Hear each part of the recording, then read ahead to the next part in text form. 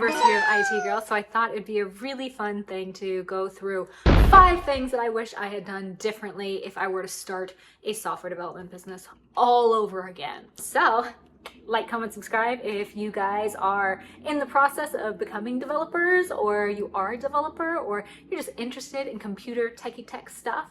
Let's get into the video. So the first thing that this is actually not in order. One of the first things that I would have done differently is I would have defined my ideal clientele from the very beginning and then just stuck to that ideal clientele no matter what. Basically, I spent a lot of time doing stuff that I did not care about. You know, we talked on this channel previously about me not really loving CompTIA A+, you know, like, and I know a lot of you found this channel because of CompTIA A+, but it's not something that I really enjoyed. I didn't enjoy getting that certification. Mike Myers made it really, really fun, but still, it just wasn't like the thing that I wanted to do. However, I got a lot of clientele from that category of work, which, again, for me, was not ideal.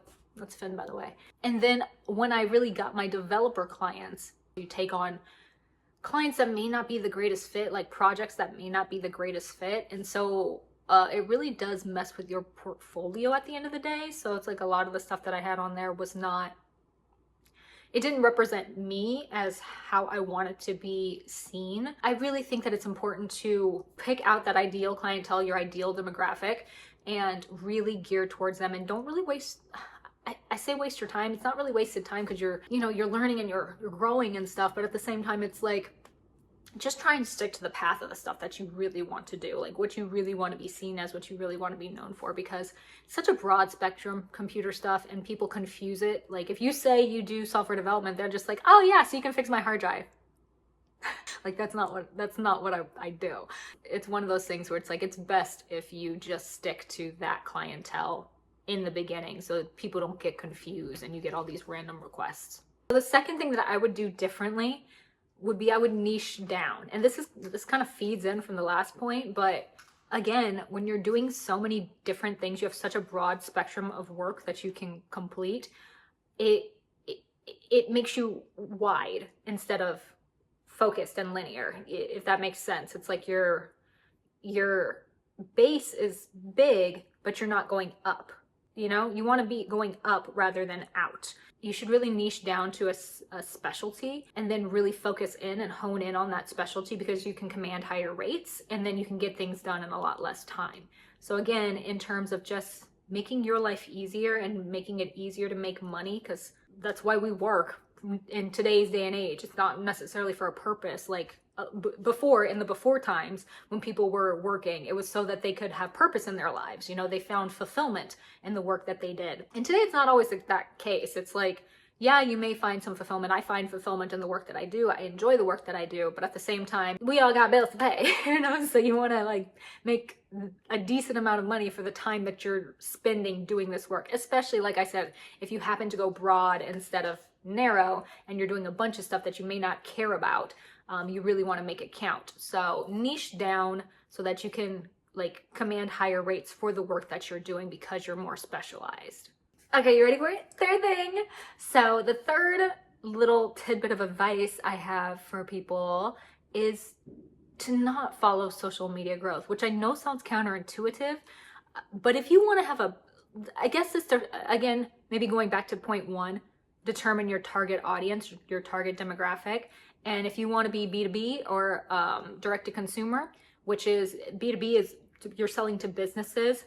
I like selling to businesses. Businesses have more money. They can give you more money for the work that you're doing. Direct to consumer, again, you kind of have to be more broad so that you can hit more consumers.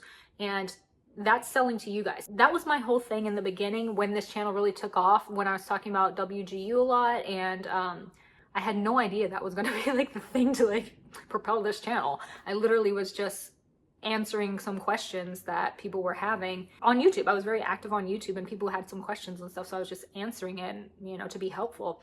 I tried, you know, for a second, like I tried to follow that and, you know, make make a product that was geared towards you guys, the wonderful people who were watching the channel. And it's like, but at the end of the day, it's like, we're all students, you know? I'm like, I'm not trying to take your money. I don't want to take students' money. I know that already you got student loan debts, you got all this stuff. Like, I don't want to I just felt weird about it. Personally, I like business to business, because that you've signed up for this. Like, you're trying to make a business, you need to have some money to make a business, and go, you know, you have a business loan or you have savings set aside or something. You got to spend money to make money on a business. So I don't feel bad about promoting to businesses, but I do feel weird about promoting to you guys, because that wasn't the goal. So I spent a lot of time trying to figure out what the business model was going to be, and if I was going to include a direct to consumer in it. I would rather you guys just have that information for free.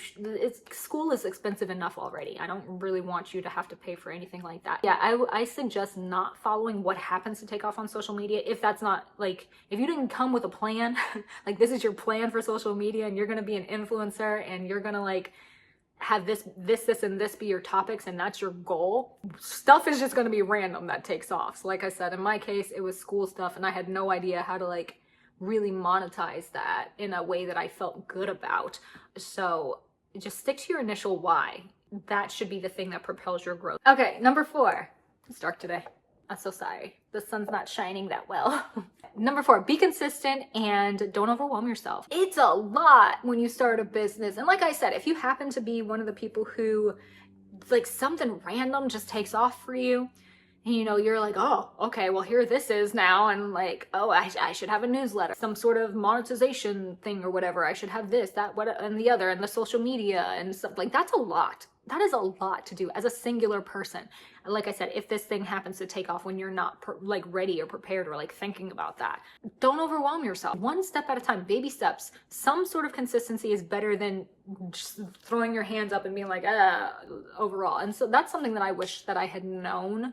Like, I did know it, but it's one thing to know it outside of the situation, but then when you're in the situation and you're just like, you feel pressured and you want to like keep with the thing that people found you for, you know, you're just like, but your creativity really isn't in that at the time. It's like, you should still keep something up. This is why you should have an initial why, because you can just keep to that thing that you were set out to do to begin with, no matter what. So one thing happens to blow up, cool. Maybe people will like the thing that you were there for to begin with. Or if that one thing that happens to blow up is the thing that you were there to begin with, fantastic. Like, now make more of that same content or product or, you know, type of website, type of application, type of software, whatever.